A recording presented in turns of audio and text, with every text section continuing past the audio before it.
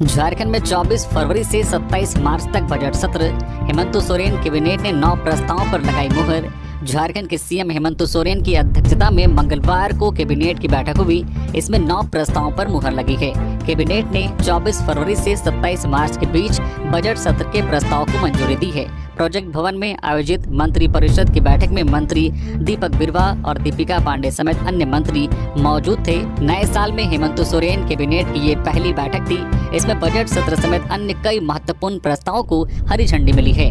Cabinet ने झारखंड अवर शिक्षा सेवा के पूर्व में सृजित पदों के आलोक में वर्तमान आवश्यकता अनुसार पदों के चिन्हितीकरण की स्वीकृति दी है। झारखंड के महानिदेशक एवं पुलिस महानिरीक्षक, पुलिस बल प्रमुख के चयन एवं नियुक्ति नियमावली 2024 के गठन की स्वीकृति प्रदान की गई है। वही झारखंड में गुणवत्तापूर्ण चिकित्सा सुविधा उपलब्ध कराने के उद्देश्य से देवघर जिले में नया एम्स स्थापित करने के लिए झारखंड सरकार एवं स्वास्थ्य एवं परिवार कल्याण मंत्रालय भारत सरकार के साथ किए जाने वाले MOU प्रारूप की स्वीकृति दी गई है। इसके अलावा भी झारखंड कैबिनेट की बैठक में कई अन्य प्रस्तावों पर मुहर लगी है। हेमंत कैबिनेट की बैठक में इन महत्वपूर्ण प्रस्तावों पर भी लगी मुहर। मुख्यमंत्री हेमंत सोरेन की अध्यक्षता में मंगलवार को कैबिनेट की बैठक हुई, जिसमें इन महत्वपूर्ण प्रस्तावों पर भी मुहर लगाई गई है। जिसमें झारखंड परिचारिका गैर शैक्षणिक संवर्ग नियमावली 2025 के गठन पर स्वीकृति प्रदान की गई है। वहीं अपर जिला एवं सत्र न्यायाधीश 1 नगर उंटारी गढ़वा के न्यायालय को विशेष न्यायालय बनाने की स्वीकृति दी गई है। वही प्री बजट कार्यशाला के आयोजन हेतु डॉक्टर सीमा अखोरी एवं उनकी टीम को मनोनयन के आधार पर नॉलेज पार्टनर के रूप में चयनित करने की स्वीकृति दी गई है। वही झारखंड ऊर्जा विकास निगम लिमिटेड तथा इसके अनुषंगी कंपनियों में प्रबंधक निदेशक एवं निदेशक के पदों पर नियुक्ति हेतु किए गए प्रावधानों में आंशिक संशोधन करने के प्रस्ताव पर घटनोत्तर स्वीकृति दी गई है। इसी तरह झारखंड अवर शिक्षा सेवा संवर्ग सृजित 465 पदों को वर्तमान आवश्यकता अनुसार चिन्हितीकरण की स्वीकृति दी गई है। HMPV वायरस को लेकर झारखंड अलर्ट। रिम्स में जल्द शुरू की जाएगी जांच, खरीदी जाएगी टेस्ट किट। चीन में फैला HMPV वायरस झारखंड के काफी करीब आ चुका है। अब तक भारत में 8 मामले सामने आ चुके हैं। वहीं अब झारखंड से सटे कोलकाता में भी 1 मामला सामने आया है। वायरस के संभावित खतरे को देखते हुए झारखंड अलर्ट मोड में आ गया है।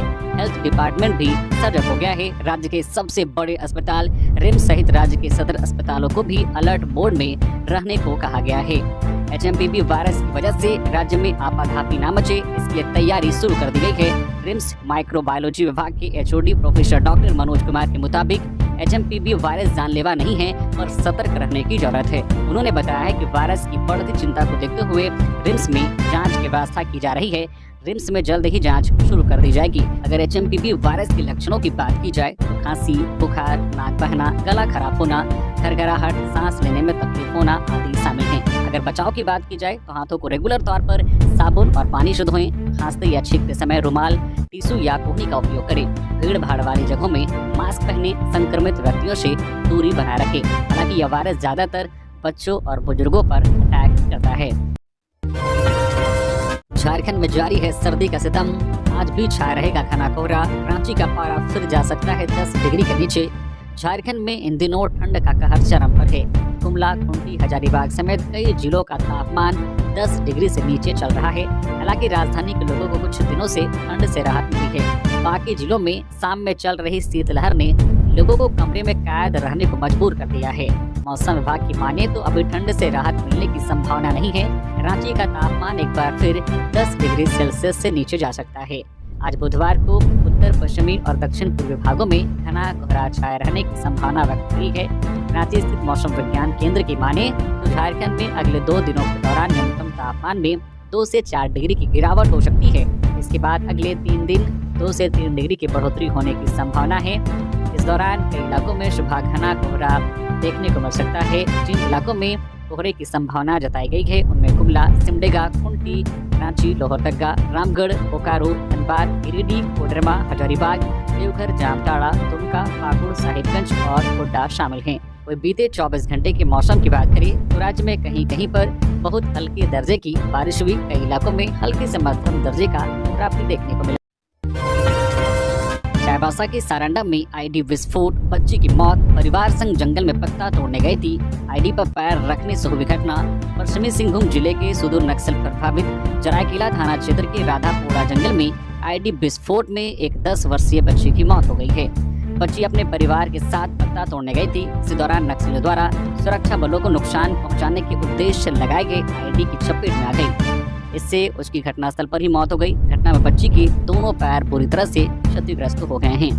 मृतका की पहचान सनियारो गागराई के रूप में की गई है। इधर घटना की सूचना पर सरायकेला पुलिस शव की बरामदगी का प्रयास कर रही है। वही घटना की पुष्टि मनोहरपुर के डीएसपी जयदीप लकड़ा ने की है। पुलिस पूरे मामले की जांच कर रही है। सूत्रों के अनुसार कुल्हान व सारंडा जंगल में भाकपा माओवादी नक्सली संगठन के शीर्ष लीडर कैंप किए हुए हैं। इसके लिए सुरक्षा बल जंगलों में अभियान चला रही है। नक्सलियों द्वारा अपनी आसपास के क्षेत्रों में सुरक्षा के लिए गुप्त स्थानों पर आईडी छुपा कर रखा जाता है। अब तक 11 ग्रामीणों के अलावा कई सुरक्षा कर्मी भी आईडी की चपेट में आकर अपनी जान गंवा चुके हैं। मैया सम्मान योजना के सर्वर में आई तकनीकी खराबी, महिलाओं की बढ़ी परेशानी। मैया सम्मान योजना के तहत 2500 रुपए हर महीने का हकदार बनने की चाहत रख रही महिलाएं इन दिनों बेहद परेशान हैं। राज्य सरकार ने प्रज्ञा केंद्र के माध्यम से ऑनलाइन आवेदन की व्यवस्था की है, मगर कुछ दिनों से विभाग का सर्वर डाउन होने की वजह से नया आवेदन नहीं लिया जा रहा है। सर्वर में आई तकनीकी खराबी की वजह से परेशान महिलाएं प्रज्ञा केंद्र से लेकर अंचल कार्यालय तक की चक्कर काट रही हैं। मंगलवार को बड़ी संख्या में सदर अंचल कार्यालय पहुंची महिलाओं ने अपनी परेशानी बताते हुए कहा है कि प्रज्ञा केंद्र आवेदन ले नहीं रहा है और अंचल कार्यालय सुन नहीं रहा है। आखिर जाएं तो कहां जाएं। रांची सदर अंचल पहुंची विल्सन खातून कहती हैं कि उन्होंने इस उम्मीद के साथ राशन कार्ड बनवाया है कि मैया योजना का लाभ उन्हें भी मिलेगा, मगर अब आवेदन लेना ही बंद हो गया है। कुछ इसी तरह की परेशानी रांची के हिंदपीढ़ी की नेहा ने बताई है। मैया योजना का आवेदन लेकर प्रज्ञा केंद्र से लेकर अंचल कार्यालय तक का चक्कर काट रही महिलाओं की परेशानी दूर करने के बजाय सरकार इस दिशा में चुप्पी साध रही है। सदर अंचल के अंचल अधिकारी जहां मैया सम्मान योजना के लिए आवेदन जमा करने के बाद प्रज्ञा केंद्र में करते हैं, तो वही प्रज्ञा केंद्र के संचालक सर्वर डाउन रहने की वजह से आवेदन जमा नहीं लेने की बात करते हुए महिलाओं को अंचल कार्यालय से संपर्क करने की बात कहते हैं। ऐसे में आवेदन लेकर महिलाएं इधर से उधर सरकारी कार्यालय के चक्कर लगाने को मजबूर हैं। धनबाद में आंदोलन पर उतरे NHAI के कर्मी, 6 माह से नहीं मिला है वेतन, अनिश्चितकालीन हड़ताल की चेतावनी। भारतीय राष्ट्रीय राजमार्ग प्राधिकरण NHAI में आउटसोर्स पर काम करने वाले कर्मियों को पिछले 6 महीने से वेतन नहीं मिला है। इससे नाराज कर्मी वेतन भुगतान की मांग को लेकर गोविंदपुर कांड्रा स्थित NHAI कार्यालय के मुख्य द्वार पर धरने पर बैठ गए हैं। 3 दिवसीय धरने के बाद भी मांगे अगर पूरी नहीं हुई तो सभी कर्मी 3 दिनों के लिए भूख हड़ताल पर बैठेंगे। इसके बाद भी मांगे अगर नहीं मानी जाती है तो अनिश्चितकालीन हड़ताल पर जाने की चेतावनी कर्मियों ने दी है। गिरिडीह में नक्सली तालो मरांडी गिरफ्तार, काफी समय से चल रहा था फरार, रिश्तेदार से मिलने जाते वक्त पकड़ा गया। गिरिडीह पुलिस ने वांटेड नक्सली तालो मरांडी उर्फ सुनील मरांडी को गिरफ्तार कर लिया है। वो लंबे समय से फरार चल रहा था और झारखंड बिहार के सीमावर्ती इलाके में समय समय पर नक्सली घटना को अंजाम देकर पुलिस को चुनौती दे रहा था। गिरिडीह एसपी डॉक्टर विमल कुमार ने बताया है कि गिरफ्तार नक्सली चकाई जमुई बिहार का रहने वाला है। पुलिस को गुप्त सूचना मिली थी कि तालो मरांडी अपने रिश्तेदार से मिलने के लिए रेलवा घाटी थाना क्षेत्र के बलिहारी गांव की चोलको नदी को पार करते हुए अपने रिश्तेदार के घर जा रहा है। इसी सूचना के बाद एसएसपी समेत जिला पुलिस जवानों के साथ इलाके में छापेमारी की गई और फरार नक्सली को गिरफ्तार कर लिया गया। एसपी ने बताया कि तालो मरांडी के खिलाफ विभिन्न थाना में कई नक्सली कांड से संबंधित मामले दर्ज हैं। पुलिस को उसकी लंबे समय से तलाश थी। मैया सम्मान योजना के तहत इस तरह की महिलाएं होंगी बाहर, सीएम हेमंत सोरेन ने कर दिया ऐलान। मैया सम्मान योजना को लेकर नया अपडेट सामने आया है। इसके तहत कहा गया है कि जो महिलाएं गलत तरीके से पैसे उठा रही हैं उनको खुद बाहर हो जाना चाहिए। मुख्यमंत्री हेमंत सोरेन ने खुद इस पर अपडेट देते हुए कहा है कि जो गलत शपथ पत्र देकर फर्जी तरीके से मैया सम्मान योजना का लाभ ले रही हैं। हेमंत सोरेन ने कहा है कि अगर कोई महिला गलत तरीके से इसका लाभ ले रही हैं तो इससे जरूरतमंदों को इसका लाभ नहीं मिल पाएगा। इसलिए उन महिलाओं से अपील है कि कृपया आप खुद ही बाहर हो जाइए। कार्यक्रम के बाद मीडिया से बात करते हुए उन्होंने कहा है कि जो महिलाएं इस योजना से जुड़ने से वंचित रह गई हैं उन्हें भी शीघ्र जोड़ा जाएगा। उन्होंने कहा है कि उनकी सरकार ने जो लकीर खींची है उसे कोई मिटा नहीं सकेगा। वही 450 रुपए में गैस सिलेंडर देने के सवाल पर उन्होंने कहा है कि महिलाएं मैया सम्मान योजना से इतनी सशक्त हो जाएंगी कि ऐसे कई सिलेंडर वे स्वयं ही खरीद लेंगी। एचएमपीवी वायरस को लेकर मेडिकल कर्मियों को निर्देश। एम्स देवघर और जिला स्वास्थ्य विभाग अलर्ट। कुछ वर्ष पहले पड़ोसी देश चीन से फैला कोरोना वायरस ने भारत के साथ पूरी दुनिया में तबाही मचाई। एक बार फिर से चीन से ही एक नया वायरस भारत में दस्तक दी है। भारत में इन दिनों एचएमपीवी वायरस के संक्रमण के मामले मिले हैं। इसको लेकर झारखंड का स्वास्थ्य महकमा भी अपनी ओर से तैयारियों में जुटा है। भारत में एचएमपीवी वायरस से ग्रसित कई मरीज पाए गए हैं। इस खतरे को देखते हुए देवघर जिला स्वास्थ्य विभाग भी सुरक्षा की दृष्टि से जिला के सभी स्वास्थ्य कर्मचारियों को आवश्यक दिशा निर्देश जारी कर दिया है। देवघर सिविल सर्जन डॉक्टर युगल प्रसाद चौधरी ने बताया है कि यह वायरस छोटे बच्चों और बुजुर्गों के लिए ज्यादा खतरनाक है। इसमें एहतियातन बरतने के लिए कोविड गाइडलाइन का पालन करना जरूरी है। जिस तरह से कोरोना में मास्क, हैंड सैनिटाइजिंग और सोशल डिस्टेंसिंग का ख्याल रखा जाता था, उसी प्रकार इस वायरस से बचने के लिए भी बच्चे और बुजुर्ग अपना ख्याल रखें। देवघर के सिविल सर्जन ने कहा है कि सभी स्वास्थ्य कर्मियों और जिले के सारे सीएचसी और पीएचसी में कार्यरत चिकित्सा पदाधिकारियों को ऑक्सीजन युक्त बेड तैयार करने का निर्देश दिया गया है। बाघ ने फिर किया पशुओं का शिकार। गढ़वा के भंडरिया वन क्षेत्र में मिले पैर के निशान। वन विभाग ने 10 ट्रैपिंग कैमरा लगाया। गढ़वा जिला के रमकंडा में बाघ का दहशत कायम है। बाघ ने होमिया गांव में 2 बछड़ों को अपना शिकार बनाया है। इसके बाद से बाघ के रमकंडा के जंगल में ही होने का दावा स्थानीय ग्रामीण कर रहे हैं।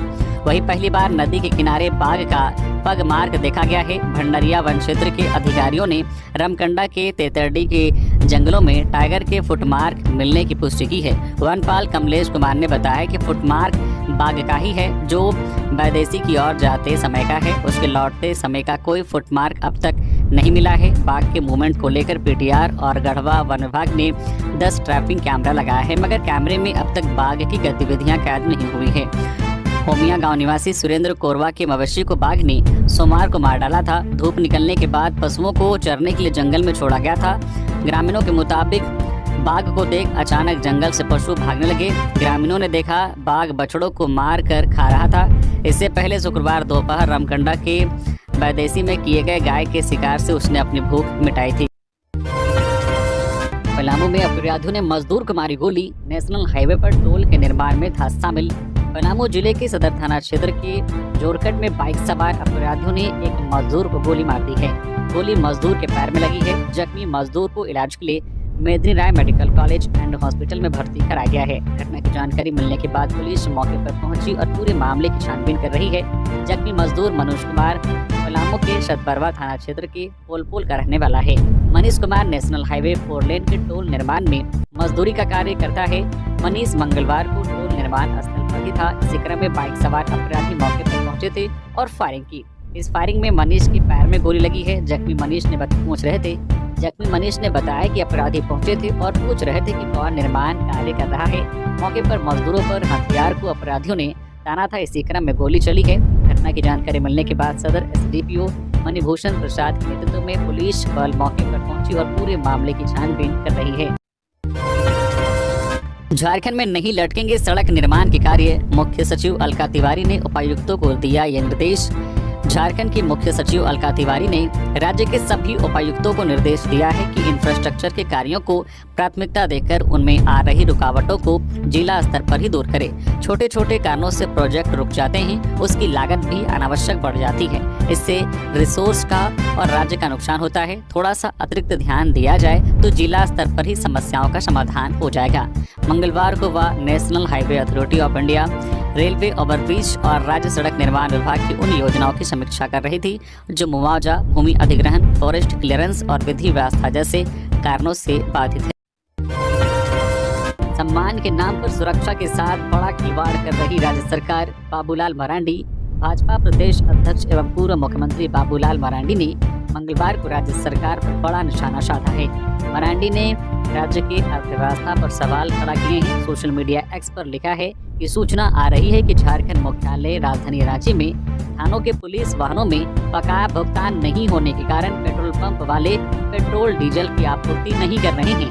क्या है कि झारखंड के 25 वर्षों के इतिहास में ऐसी बदतर आर्थिक स्थिति कभी देखने को नहीं मिली।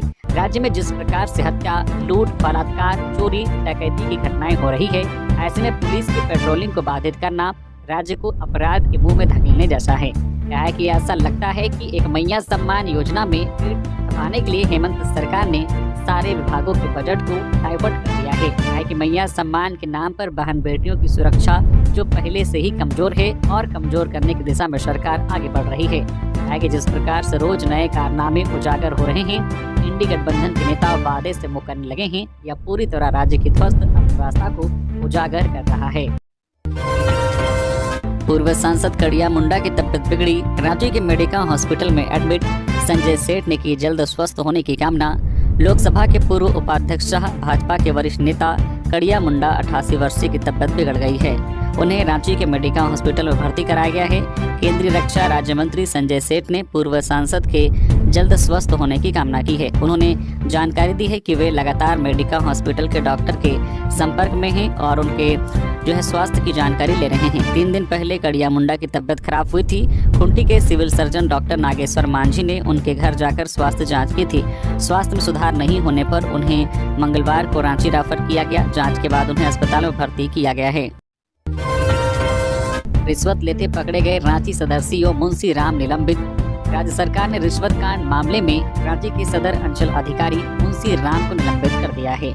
राजस्व सेवा के अधिकारी और रांची के सदर सीओ मुंशी राम को एंटी करप्शन ब्यूरो की टीम ने गुरुवार को गिरफ्तार किया था। मुंशी राम रांची के रहने वाले एक व्यक्ति से उसकी जमीन की मापी को लेकर 37,000 की रिश्वत मांग रहे थे।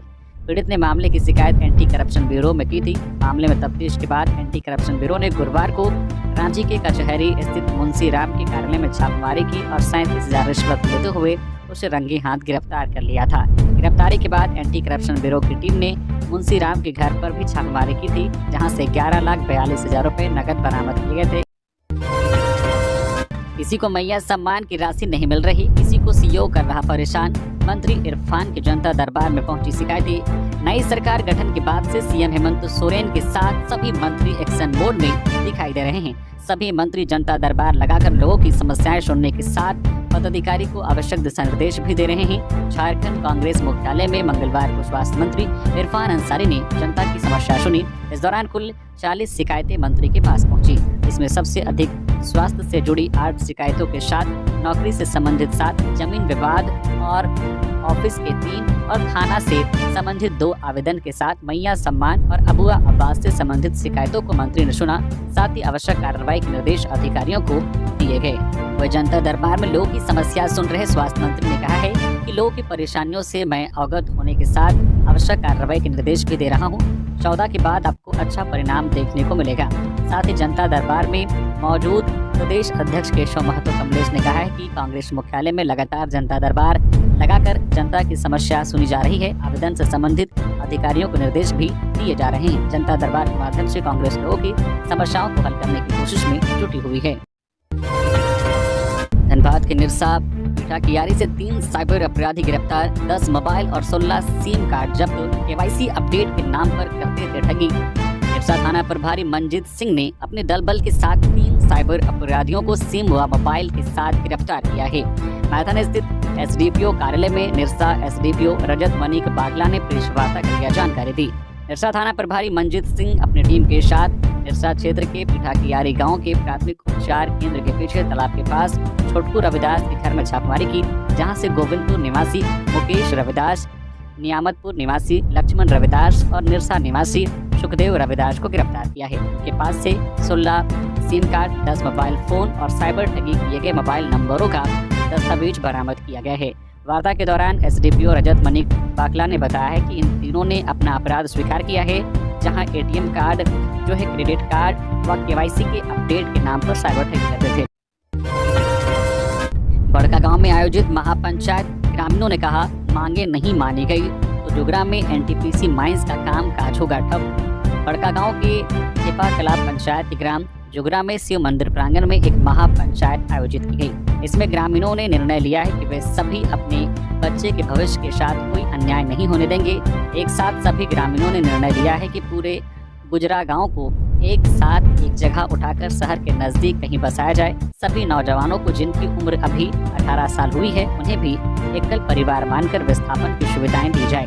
विस्थापन के लिए पूर्व निर्धारित डेट 17 मई 2016 से हटाकर जब हमें विस्थापित किया जा रहा है तब का डेट किया जाए। ग्रामीणों ने इन सारे समस्याओं के निवारण के लिए एकजुट रहने का निर्णय लिया है। सभी ने एक स्वर में इन सारे समस्याओं से लड़ने के लिए अपनी आवाज बुलंद की। सभी ग्रामीण रैयत ने कहा है कि जब तक इन मुद्दों पर त्रिपक्षीय वार्ता नहीं की जाती तब तक कोई भी व्यक्ति घर की नापी नहीं कराएंगे। लोगों का कहना है कि ये हमारी अंतिम घड़ी है, हमें हमारे हक और हमारे परिवार को ना छीना जाए। जब तक जमीन के रेट और विस्थापन की डेट फिक्स नहीं हो जाती तब तक चुप नहीं रहेंगे। 5 लाख के अफीम के साथ 5 गिरफ्तार, सप्लायर और खरीदार भी पकड़ाए। 1 लाख रुपए कैश बरामद। हजारीबाग पुलिस ने केरेडारी में मिले इनपुट के आधार पर पहली बार अफीम कारोबार से जुड़े सप्लायर, खरीदार और मीडिएटर को पकड़ा है। कुल 5 लोग पकड़े गए हैं। इनके पास से 1 लाख नकद, 1 कार और बाइक भी जब्त किया गया है। मौके से 700 ग्राम अफीम बरामद किया गया है। इसकी बाजार में करीब 5 लाख रुपए कीमत आंकी गई है। एडिशनल पुलिस अधीक्षक अमित कुमार ने बताया कि इस मामले में केरेडारी का बैजनाथ महतो पूरे टीम में मीडिएटर की भूमिका में है और वह उत्तर प्रदेश में अफीम मामले में जेल जा चुका है। जेल में ही बैजनाथ की दोस्ती शाहजहांपुर उत्तर प्रदेश से आए तस्कर से हुई थी। बैजनाथ के बुलावे पर ही तस्कर हजारीबाग आए थे और अफीम खरीदने के दौरान पकड़े गए। धनबाद के जाने माने यूट्यूबर मनोज देव को बाबा रामदेव ने किया सम्मानित। झारखंड का तेजस्वी युवा है मनोज। धनबाद के जाने माने यूट्यूबर मनोज देव को योग गुरु बाबा रामदेव ने सम्मानित किया है। मनोज को उत्तराखंड के हरिद्वार में स्थित पतंजलि योग पीठ में बुलाकर बाबा रामदेव ने सम्मान दिया है। मनोज देव को उनके द्वारा किए जा रहे कार्य के लिए प्रोत्साहित किया गया है। दरअसल जिस तरीके से एक गरीब परिवार का बेटा आज देश दुनिया में सोशल मीडिया के जरिए नाम कमा रहा है, उसी को देखते हुए बाबा रामदेव ने उन्हें बुलाया था। इस दौरान बाबा रामदेव ने कहा भी था एक युवा है झारखंड से जो बहुत ही तेजस्वी है। सामान्य परिवार में जन्म लेकर शून्य से शिखर तक का सफर तय किया है। वह बहुत ही सहजता से रहता है। 1 करोड़ लोगों को सोशल मीडिया पर जोड़कर आज सेलिब्रिटी बना है। 16 से 24 साल के लोगों के लिए वह आज एक प्रेरणा है। वह लोगों से कहता है हौसला रखो, एक दिन सब अच्छा होगा। गुमला में PLFI नक्सली संगठन के नाम पर मांगते थे लेवी, 2 आरोपी गिरफ्तार। गुमला जिले के डुमरी थाना क्षेत्र में PLFI के नाम पर लेवी वसूलने के मामले पर 2 आरोपियों को गुमला पुलिस ने गिरफ्तार किया है। गिरफ्तार आरोपियों में हेमंत गुप्ता और राम अवतार साहू शामिल हैं। इसकी पुष्टि चैनपुर SDPO ललित कुमार मीना ने की है। SDPO ने प्रेस कॉन्फ्रेंस कर बताया कि गुमला जिला अंतर्गत PLFI नक्सली परमेश्वर गोप के नाम से लेवी मांगने और नहीं देने पर जान से मारने की धमकी देने का मामला प्रकाश में 2 जनवरी को आया था।